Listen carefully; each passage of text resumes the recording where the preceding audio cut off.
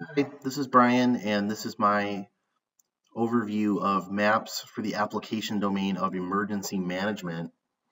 Now, the first map I'd like to talk about is this one. This is sort of a classic map of Hurricane Camille from 1969.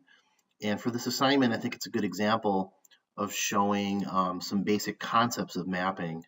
This was originally, obviously, a paper map that was scanned in from 1969. You can see down here, it's using the Lambert conformal conic projection. And conic projections, as it implies, because there are cones, sort of have this circular kind of view. And this is typically what the continental United States is shown at. And they even include some projection information on the standard parallels, which what I learned in the map projections video was where the projection surface touches the model of the Earth being made, and it uses standard lines of latitude and longitude to show the progression of the hurricane. This next map is almost more of an infographic than a map. I would consider this a small scale map because it's showing the entire Earth, and it seems to be using sort of the classic Mercator type projection with distortions being shown. And you can see that the goal of this map is really to show disaster-induced displacement and so forth.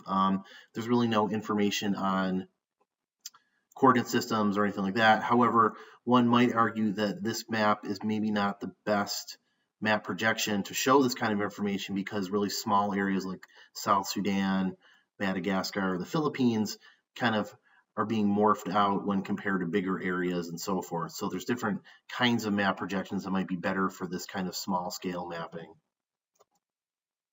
Now this one is the from the World Food Program logistics map. This is maybe somewhere between a small scale and large scale. It's kind of hard to say when you get to this kind of viewing level. You're looking at the whole country, 100 kilometers. They're using standard latitude and longitude, 72 west to 74 west. And if anything, my comments on this map are more in the cartography versus the projections and so forth. It's really, really cluttered in here. It's really hard to read a lot of this stuff.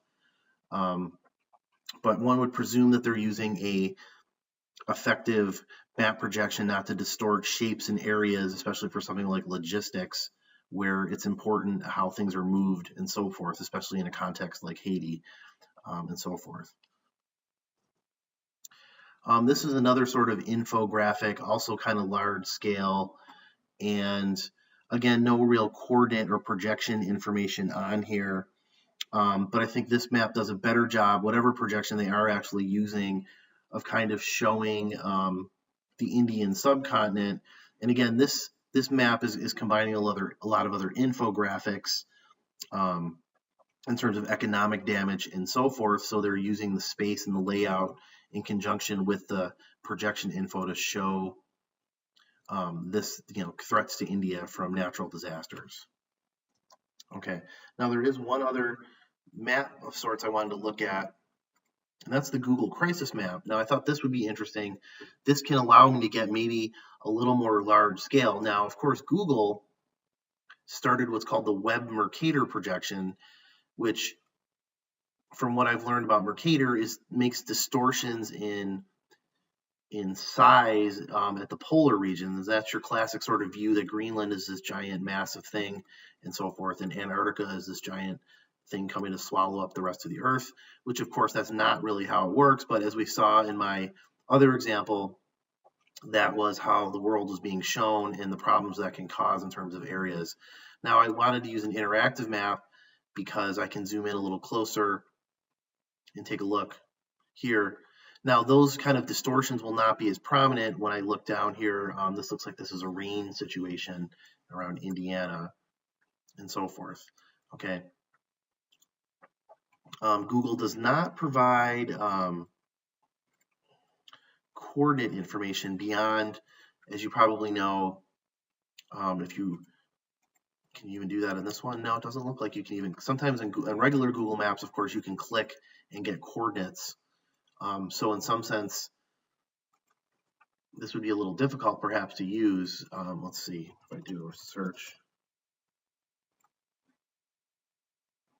Yeah, and they're using the, it looks like the topography background. But in some sense, having coordinates, which if we go to regular Google Maps,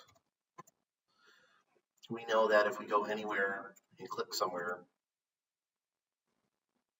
we get a decimal degree coordinate, which could be helpful if we wanted to share this information out. So that's my take on maps for the emergency management context and some thoughts on these maps with map scale, projections, and coordinate systems.